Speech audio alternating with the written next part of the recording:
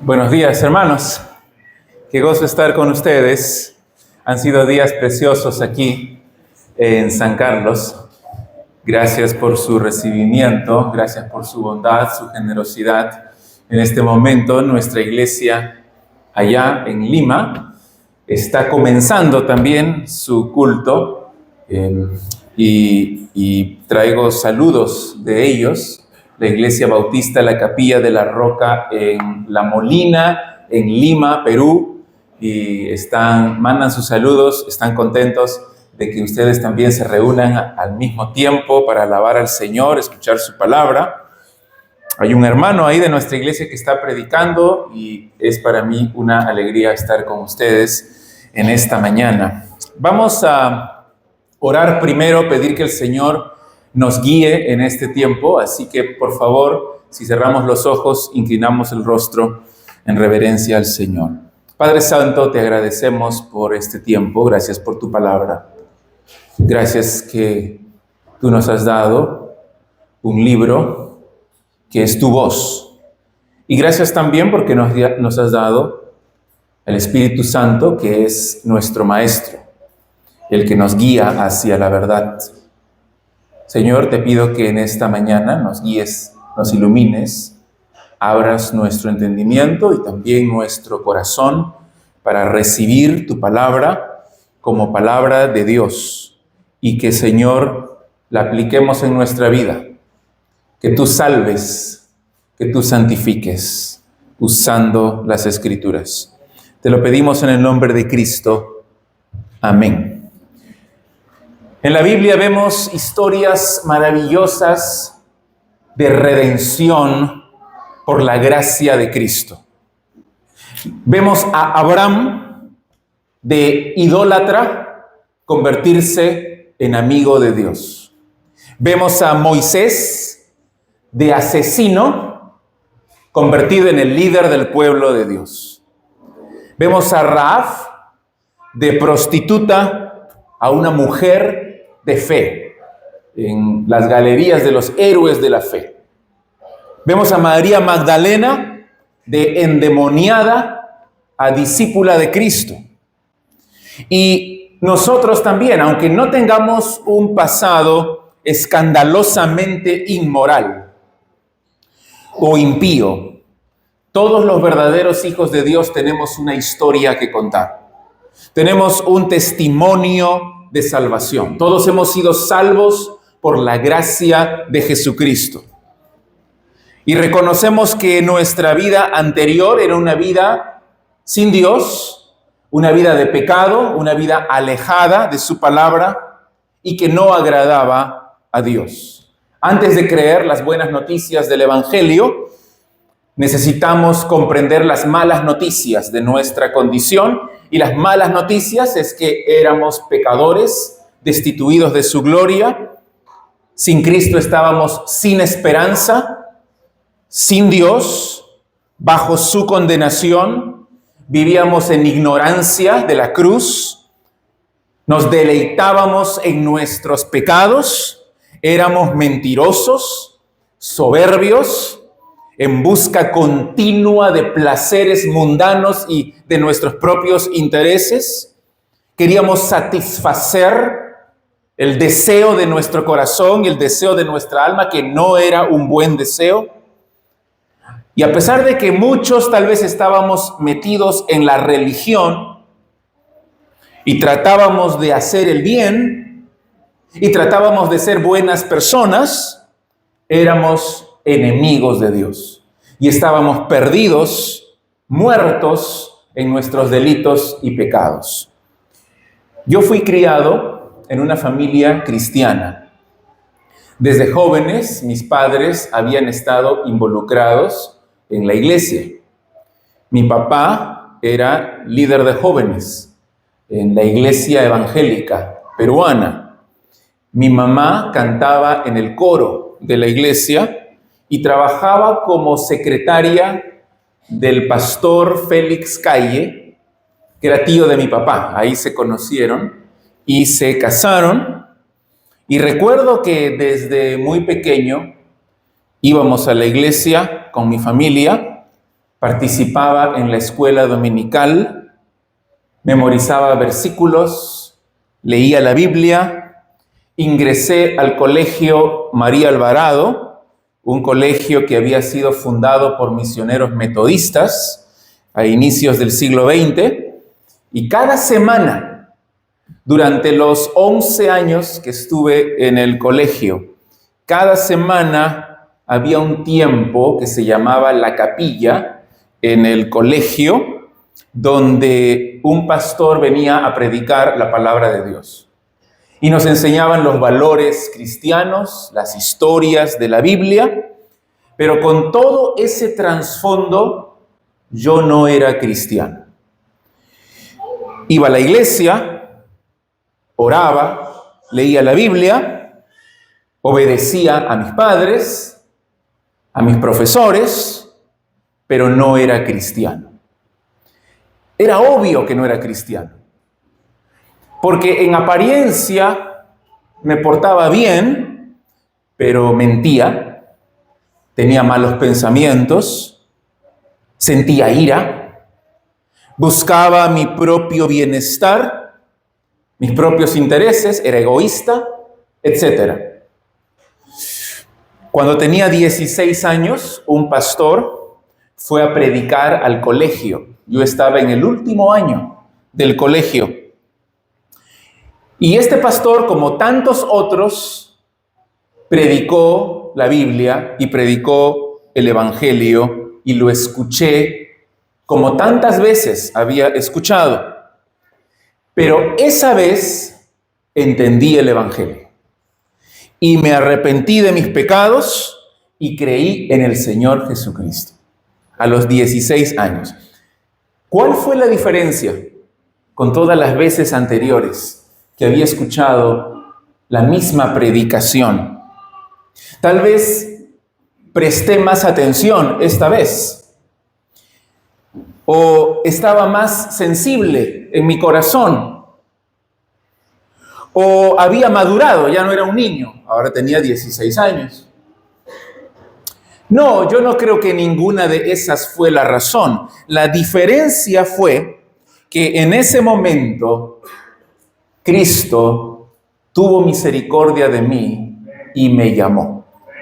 En ese momento me llamó, hizo una obra en mi corazón, lo regeneró por completo.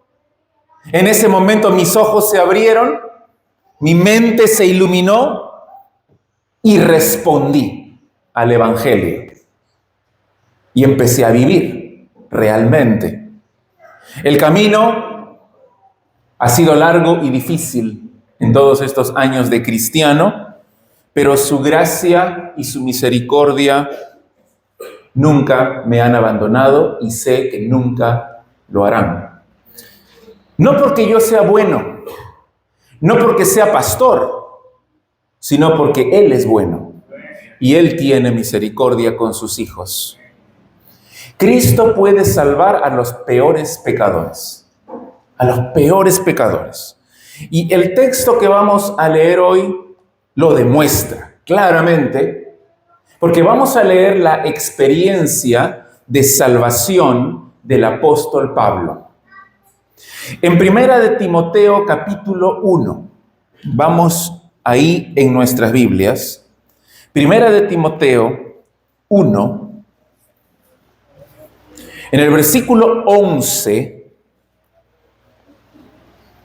Pablo había dicho que Dios le había encomendado la predicación del Evangelio de Jesucristo. Dice ahí, Primera de Timoteo 1:11, según el glorioso Evangelio del Dios bendito, que a mí me ha sido encomendado. Y él quiere responder ahora la pregunta, ¿por qué a él? ¿Por qué a él? ¿Por qué a Pablo se le encomendó el Evangelio? Y en la mente de Pablo la respuesta estaba muy clara. Él predicaba el Evangelio porque Cristo lo salvó y lo puso en el ministerio por su infinita gracia, por su gran misericordia y Pablo estaba profundamente agradecido. ¿Qué más puedo hacer si me ha salvado de esta manera? Ahora tengo que servirle toda mi vida.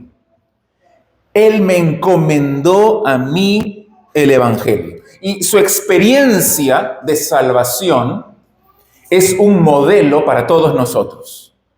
Un ejemplo para todos los verdaderos creyentes. Pablo fue llamado, fue salvado por la misericordia de Dios, siendo blasfemo, siendo perseguidor de la iglesia. Así que Pablo narra aquí su testimonio y lo dice por varias razones. En primer lugar, él quiere mostrar que el Evangelio es poderoso para salvar aún a los peores. Y si puede salvar a los peores, todos tenemos esperanza. Esa es la primera razón por la cual él cuenta su testimonio. Pero en segundo lugar, quiere enfatizar la centralidad de la gracia de Jesucristo. No la obediencia a la ley. Ya había hablado de la ley en el versículo 9, conociendo esto, que la ley no fue dada para el justo, sino para los transgresores y desobedientes, para los impíos y pecadores, para los irreverentes y profanos, para los parricidas y matricidas, para los homicidas, para los fornicarios, para los sodomitas, para los secuestradores, para los mentirosos y perjuros y para cuanto se oponga a la sana doctrina. La ley sirve para mostrarnos que somos pecadores, pero no nos salva. Entonces Pablo quiere mostrar que la ley en su vida nunca fue suficiente para salvarlo. Él dice, yo era irreprensible en cuanto a la ley. Yo trataba de cumplir todos los mandamientos. Pero fue la gracia de Cristo la que me salvó, no la ley.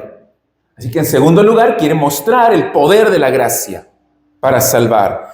Y en tercer lugar quiere establecer su autoridad como apóstol. Él dice, Dios me encargó el Evangelio, pero lo hizo no porque Pablo era mejor que otros, sino por su misericordia. Dios tomó a un terrible pecador, lo salvó, lo transformó y lo convirtió en apóstol de Jesucristo. Y por eso, a diferencia de los falsos maestros y de los falsos profetas y de los falsos pastores, Pablo sí tenía el llamado de Dios. Y lo que estoy escribiendo, dice Pablo, es autoritativo, es palabra de Dios.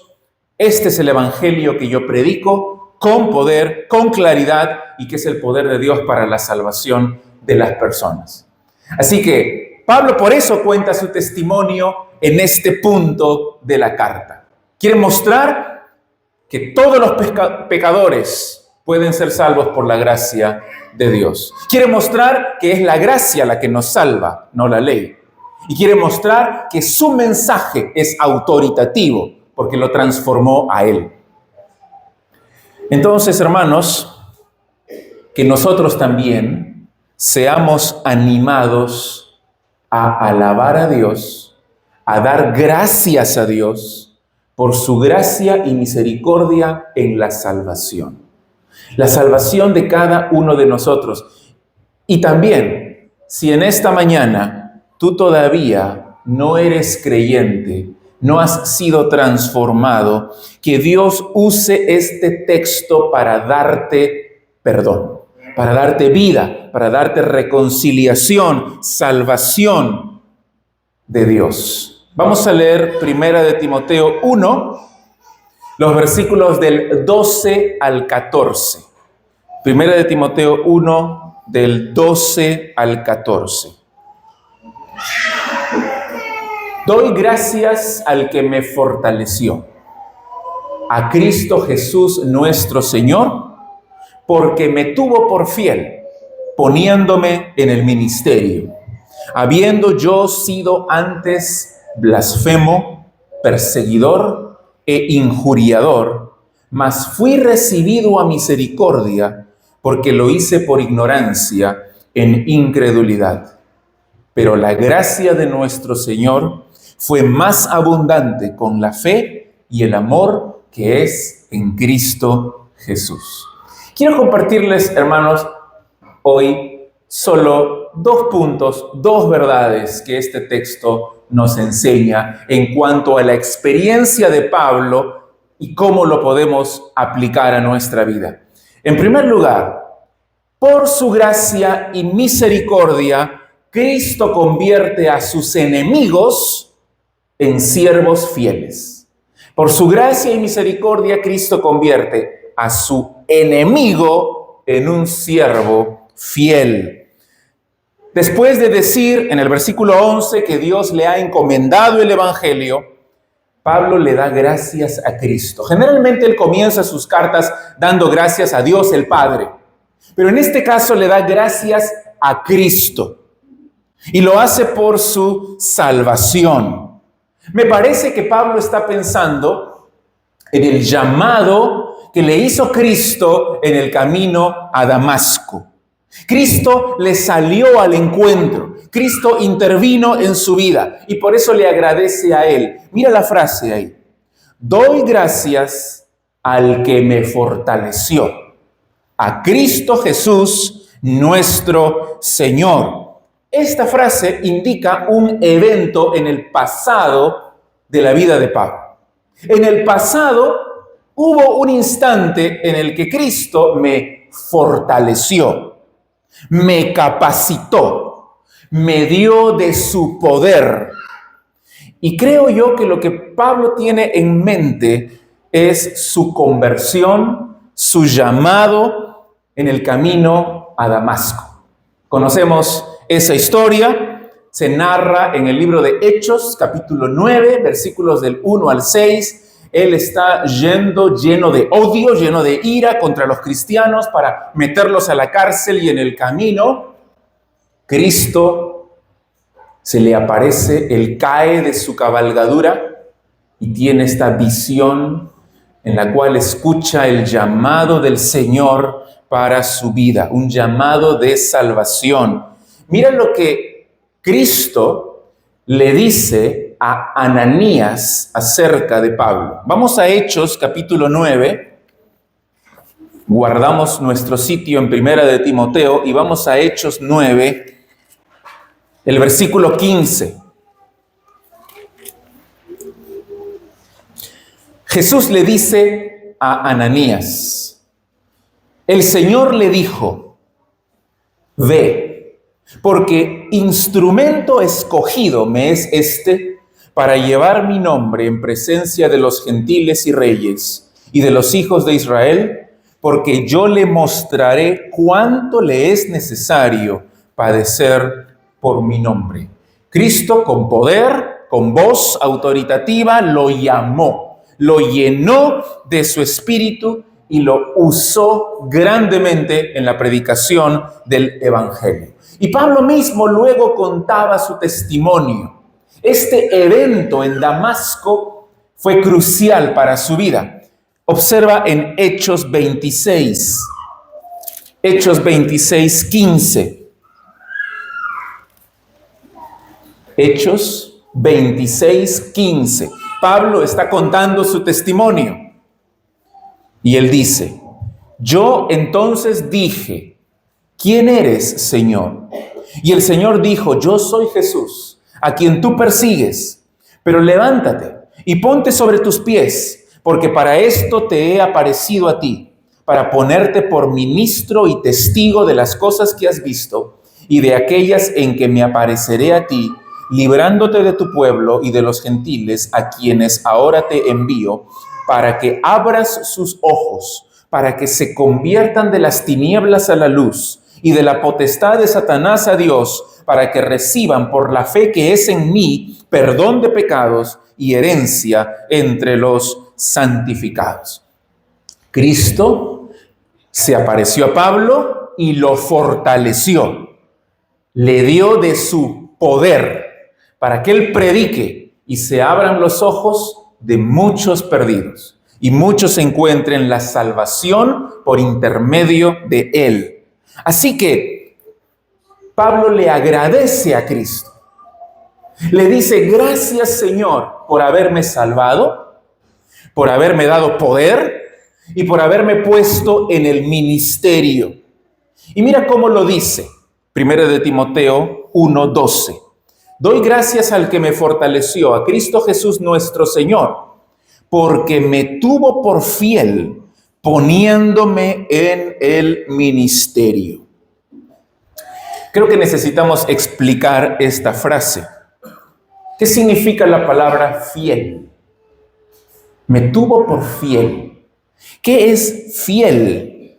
Se refiere, en las epístolas pastorales, en la forma como escribe Pablo, se refiere a un creyente verdadero, un cristiano genuino, que es diligente, que es obediente, que es confiable en el servicio del Señor. Ahora, la pregunta que debemos hacernos es, ¿esto es salvación por obras? ¿Esto es salvación por obras? Cristo vio a Pablo y lo consideró un hombre fiel, digno de ser salvado, digno de ser puesto en el ministerio, porque era fiel. Por supuesto que no. Esta frase debe interpretarse a la luz de lo que Pablo ha dicho en todo este versículo. Él comienza diciendo, doy gracias a Él. Él me fortaleció. Él me tuvo por fiel. Él me puso en el ministerio. Cristo lo llamó por su misericordia, lo fortaleció para ser fiel y luego lo consideró fiel y lo puso en el ministerio. Ese es el orden correcto. No está diciendo que lo vio a Pablo y dijo, este es un hombre fiel, por lo tanto lo voy a poner en el ministerio, sino más bien lo vio a Pablo y dijo, este es un pecador, voy a fortalecerlo, voy a regenerarlo, voy a hacerlo fiel, y luego lo puso en el ministerio. La iniciativa en la salvación siempre es de Dios. Siempre es de Dios. Tú estás aquí en esta mañana no por ti mismo, sino porque Dios te ha transformado. Dios te ha traído. Es por Él que nosotros somos hijos de Dios. Es una frase que Él repite en 1 Corintios 7:25. Dice Pablo que Él era alguien que había alcanzado la misericordia del Señor para ser fiel. Dios, por su misericordia, a un infiel lo hizo fiel. A un indigno lo hizo digno por la obra de Cristo en la cruz. El llamado de Dios tiene poder para salvarnos, para transformarnos. Lo tomó a Pablo, que era un blasfemo perseguidor de creyentes, y lo convirtió en un siervo fiel. Entonces, cuando él dice, me tuvo por fiel, no es una expresión de soberbia, sino, creo yo, de asombro. ¿Cómo es posible? A mí me tuvo por fiel. Está asombrado de la gracia de Dios. Siendo tan indigno, Dios me consideró digno. Y todo por su infinita gracia. La capacitación, dice ahí, lo fortaleció. La consideración, dice que lo tuvo por fiel. Y la designación, dice que lo puso en el ministerio. Todo fue por la misericordia del Señor. Hermanos, así es en nuestras vidas también. Todo lo que tú eres y todo lo que tú tienes no es porque lo merezcas, sino por la gracia y misericordia de nuestro Señor Jesucristo. Y de la misma manera, Dios te regenera, Dios te limpia, Dios te capacita, Dios te fortalece para servirle, Dios te separa con un propósito y te pone a su servicio. A ti, que eras su enemigo, ahora eres su hijo, su siervo. Y el punto central es que todo esto lo hace por su gracia, no porque lo merezcas. Cristo tuvo misericordia de Pablo a pesar de lo que él había sido en su vida anterior. ¿Qué había sido? Él nos lo dice. Versículo 13. Habiendo yo sido antes blasfemo, en primer lugar, blasfemo. Y blasfemar significa hablar mal de Dios, negar a Dios, burlarse de Dios, atacar a Dios, faltarle el respeto a Dios, no mostrar reverencia con nuestras palabras y con nuestras acciones.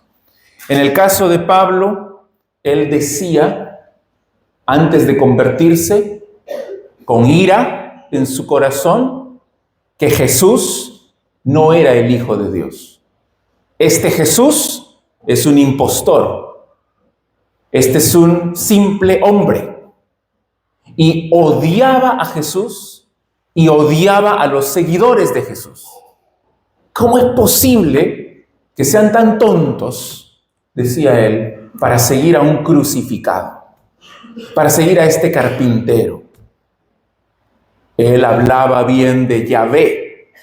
Él trataba de seguir la palabra de Dios en la ley, pero blasfemaba porque hablaba mal de Cristo. Lo interesante es que en esta iglesia, la iglesia de Timoteo, había algunos falsos maestros que estaban blasfemando también. Y mira lo que él dice, lo que Pablo dice aquí en 1 de Timoteo 1, al final el versículo 20, de los cuales son Himeneo y Alejandro, a quienes entregué a Satanás para que aprendan a no blasfemar. Porque es algo terrible. Los expulsé de la iglesia, los discipliné con un propósito restaurador, para que aprendan a no ser blasfemos. Y ahora él reconoce, yo no soy mejor que ellos. Yo era blasfemo también. Y ahora soy lo que soy solo por la gracia de Dios. Entonces fue blasfemo, pero en segundo lugar, Pablo dice también que fue perseguidor.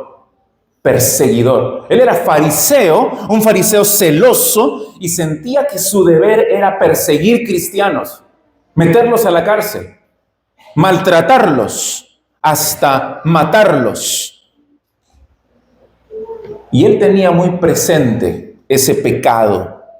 Le dolía en su corazón haber dañado el cuerpo de Cristo. Cuando Jesús se le aparece, le dice, ¿por qué me persigues? ¿Estás persiguiendo a mi cuerpo o me estás persiguiendo a mí? En 1 Corintios 15:9, Pablo dice así, no soy digno de ser llamado apóstol porque perseguí a la iglesia de Dios. Era algo muy fuerte en su pasado, algo que a veces él sentía como una carga. Perseguía a los cristianos. Pero gracias por su misericordia, porque me perdonó aún este pecado. Y en tercer lugar dice que fue injuriador. Injuriador. La palabra en el original significa hombre violento. La Biblia de las Américas traduce como agresor. Parece que Pablo tenía un carácter muy fuerte, era violento, era agresivo, antes de convertirse en un hombre lleno de ira, lleno de arrogancia. En Gálatas 1:13, él dice, ya habéis oído acerca de mi conducta en otro tiempo en el judaísmo, que perseguía sobremanera a la iglesia de Dios y la asolaba con todo su odio, con toda su ira, con toda su violencia, con malas palabras. Perseguía a la iglesia de Dios. Un hombre violento, agresivo. Pablo se ha descrito a sí mismo en una forma muy severa. Cuando piensas en tu vida pasada, ¿qué piensas de ti? ¿Cómo te describirías a ti? antes de conocer a Cristo. Estas palabras que usa Pablo identifican a un enemigo de Dios. ¿Dirías que eras un enemigo de Dios? La Biblia dice que sí, que eso éramos, enemigos de Dios. Ahora, uno podría ponerse a pensar también en lo que dijo Pablo en Filipenses 3. Él decía que había sido circuncidado al 8º día, que él era de Israel, de la tribu de Benjamín, hebreo de hebreos, en cuanto a la ley, irreprensible. Hay una serie de logros que él enumera en Filipenses 3, pero no es una contradicción. Era un hombre muy religioso, muy celoso, pero totalmente corrupto por dentro. Es como Jesús cuando les dijo a los fariseos: ustedes son como sepulcros blanqueados, por fuera muy bonitos, por dentro llenos de huesos de muertos. Y ese era Pablo también. Él dice que confiaba en su carne, que se creía mejor que los demás. Ahora todo eso para mí es basura por la gracia de Cristo.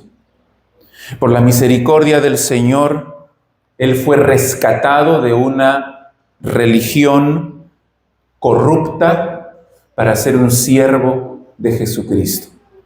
Hermanos, a veces no consideramos nuestra salvación como algo extraordinario, sino simplemente como algo que nos ocurrió en un momento de nuestra vida. Algunos lo dicen: sí, yo recibí a Cristo, decidí por el Señor y ahora soy cristiano. Pero esta es la forma como debemos ver nuestra salvación, como una obra de rescate del Señor, sacándonos del hoyo más profundo y convirtiéndonos de enemigos de Él en sus hijos y siervos amados. Y si lo entendemos así, ¿qué vamos a hacer? Vamos a cantar con gozo, vamos a alabarle, vamos a querer estar con nuestros hermanos que son nuestra familia, vamos a querer escuchar su palabra, vamos a querer agradarle, vivir para Él, servirle, siempre, por la salvación tan grande que Él hizo con nosotros. Entonces, en primer lugar, por su gracia y misericordia, Cristo convierte a su enemigo en un siervo fiel. Y en segundo lugar, por su gracia y misericordia, Cristo salva incrédulos, produciendo en ellos fe y amor. Salva incrédulos, produciendo en ellos, que están muertos, fe y amor. Pablo explicó su vida pasada, pero ahora marca un contraste poderoso. Porque él dice: yo fui blasfemo, perseguidor e injuriador, más. Ese más significa pero. Esto es lo que yo era, pero. ¿Pero qué? Pero decidí reformar mi vida. No dice así.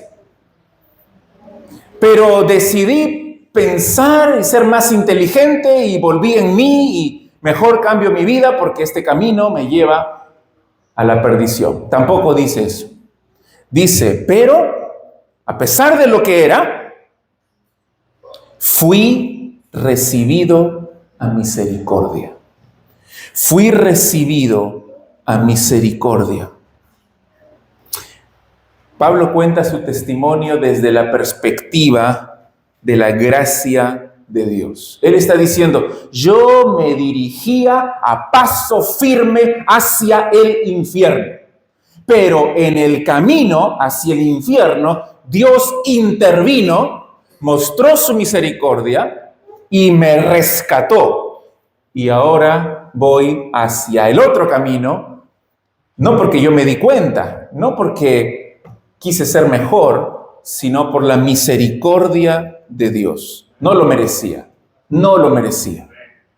pero Él tuvo misericordia, tuvo compasión, Pero eso no es todo, porque Pablo añade la razón por la cual Dios tuvo misericordia. ¿Por qué Dios tuvo misericordia de él? Dice, porque lo hice por ignorancia, en incredulidad. Algunos piensan que Pablo está minimizando su pecado. Está diciendo que, bueno, es que yo era ignorante y no conocía el Evangelio y por eso Dios tuvo misericordia de mí. Pero Pablo no está alegando ignorancia para declararse menos culpable. Él dice, yo era culpable, definitivamente, según la ley, estaba condenado totalmente. Y según la ley, aún el que pecaba por ignorancia era culpable y debía ser castigado. Pablo entonces sí era ignorante porque él realmente creía que estaba sirviendo a Dios al perseguir a la iglesia. Era ignorante de quién era Cristo. Era ignorante de la obra de Cristo. Pero ¿por qué era ignorante? Él lo dice. Era ignorante porque era incrédulo. Cometió terribles pecados porque era incrédulo. Estaba viviendo en la esfera de la incredulidad, de la impiedad. Y aquí hay una diferencia notable con los falsos maestros que estaban en la iglesia de Timoteo, porque los falsos maestros afirmaban ser cristianos y afirmaban predicar la verdad. Es decir, ellos enseñaban sus herejías, practicaban sus inmoralidades, conociendo a Cristo, conociendo su palabra, conociendo su evangelio. Por lo tanto, las consecuencias serán terribles para ellos. Pero Pablo dice, yo lo hice por ignorancia, lo hice en incredulidad, y luego profundiza un poco más en su experiencia de salvación en el versículo 14. Porque dice, además de la misericordia del Señor, los efectos de la gracia de Cristo fueron más abundantes que los efectos del pecado en mi vida. Los efectos del pecado fueron que yo me convertí en un hombre violento, soberbio, ignorante, incrédulo. Pero la gracia de Dios fue más grande. En Romanos lo dice con esta frase: cuando el pecado abundó, sobreabundó la gracia. El versículo 13 resalta su pecado, pero el versículo 14 resalta la gracia. Dice que él era ignorante, él era incrédulo, otra vez el pero. Pero la gracia de nuestro Señor Jesús fue más abundante. Fue más abundante. John Newton fue el autor del himno Sublime Gracia. Él fue un traficante de esclavos y estaba maravillado cuando el Señor lo salvó. Su vida dio un vuelco de 180 grados, fue transformado por completo. Ahora amaba a los esclavos. Y él escribió este himno, Sublime Gracia. Seguramente lo han cantado. Y dice así en parte de la letra: sublime gracia del Señor, que a un infeliz salvó. Fui ciego, mas hoy veo yo, perdido, y Él me halló. La misericordia del Señor, su gracia inagotable.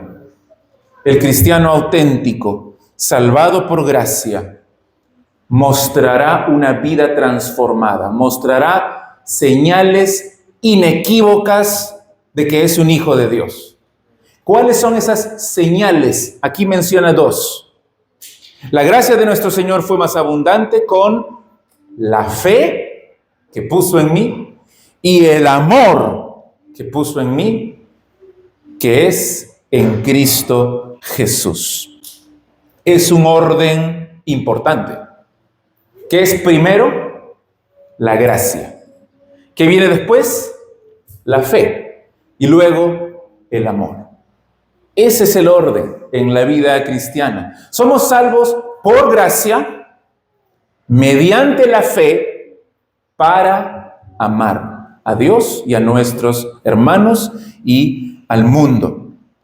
La predicación, hemos estado hablando de la predicación en estos días, tiene ese objetivo de producir la fe y el amor en los corazones. Es lo que dijo ahí en capítulo 1, versículo 5.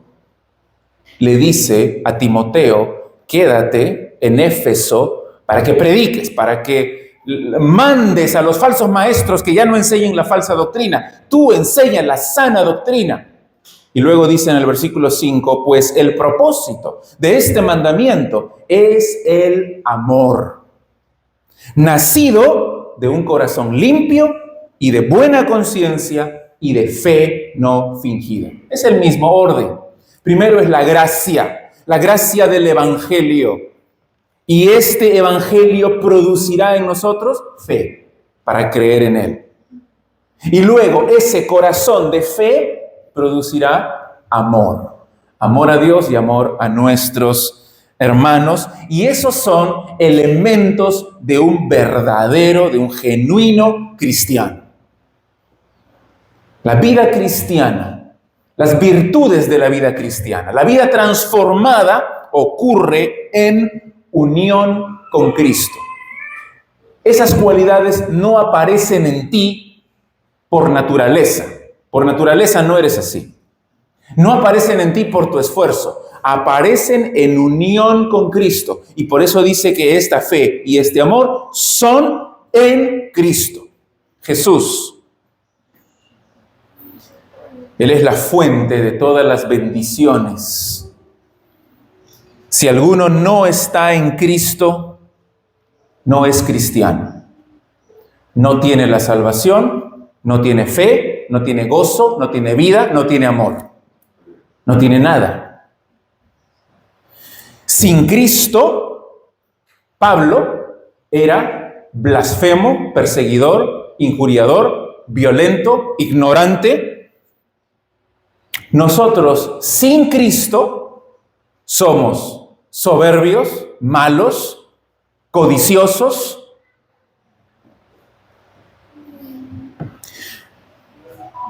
En Cristo está la salvación, la fe, el propósito, la vida eterna, el amor y todas las bendiciones de la vida cristiana.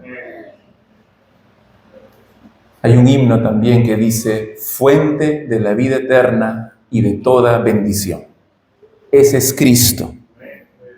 Pablo dijo a los efesios, bendito el Dios y Padre de nuestro Señor Jesucristo, que nos bendijo con toda bendición en los lugares celestiales en Cristo, en unión con Cristo. Esas son las dos palabras, creo yo, más extraordinarias de toda la Biblia, porque sin esas dos palabras estamos sumidos en la miseria más absoluta. ¿Cuáles son las dos palabras? En Cristo. Si está uno en Cristo, es una nueva criatura. Las cosas viejas pasaron y todas son hechas nuevas. Por lo tanto, alábalo, agradécele, cántale, obedécele, vive para Él. Su gracia es nuestra motivación. Por eso Pablo se escandalizaba cuando algunos le criticaban y le decían, pero tú estás predicando un mensaje de gracia. La gente ahora va a hacer lo que le da la gana porque es la gracia. Y Pablo decía, eso es ridículo. Es ridículo. ¿Perseveraremos en el pecado para que la gracia abunde? Es ridículo. Más bien, la gracia de Dios es nuestro principal motivador para vivir una vida santa, obediente a Dios. porque estamos tan agradecidos con Él por lo que Él hizo. Jesucristo, por su misericordia, por su abundante gracia, salvó a Pablo.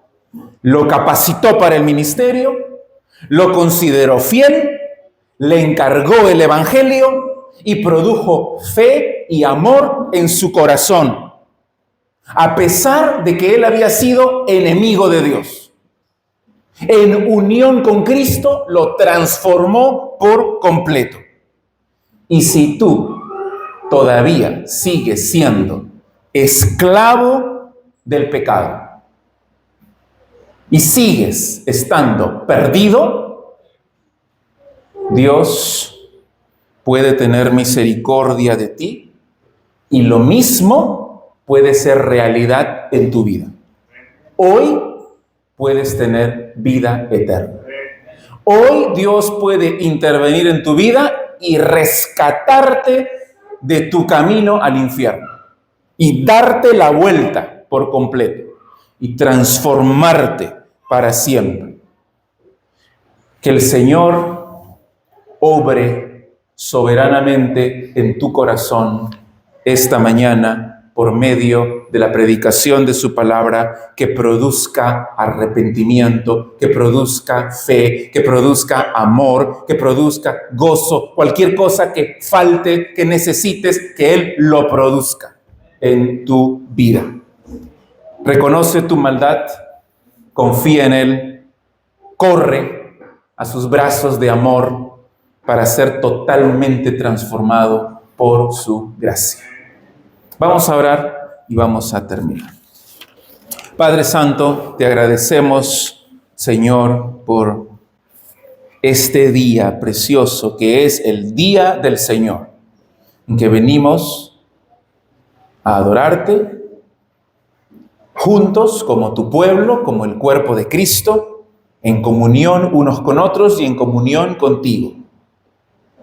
Y gracias por tu palabra, por el precioso evangelio, por su poder infinito que transforma pecadores en santos, transforma enemigos en hijos, transforma esclavos del pecado en esclavos de Cristo. Y te pedimos que tú uses este testimonio de la salvación de Pablo para producir salvación en esta mañana. Señor, tú conoces los corazones, tú sabes quién todavía está controlado por su pecado y todavía es incrédulo y todavía vive en oscuridad, en ignorancia de tu evangelio. Te pedimos que por tu gracia los salves. Señor, que uses el evangelio, que produzcas arrepentimiento y fe en su corazón, que despierte a una nueva vida, que responda por fe al evangelio, salva a los perdidos. Y también te pido por los creyentes, que vivamos como hijos tuyos, agradeciéndote siempre, glorificándote siempre por la gran salvación que tú nos has dado. Al leer Apocalipsis sabemos que por toda la eternidad cantaremos y te alabaremos por tu redención. Que ahora, que hoy, también, Señor, vivamos para ti, te alabemos, te glorifiquemos cada día de nuestras vidas que tú nos des en esta tierra, siempre agradecidos por tu gracia y por tu misericordia. Te necesitamos, Señor, cada día. Ayúdanos a vivir para ti. En el nombre de Jesús. Amén.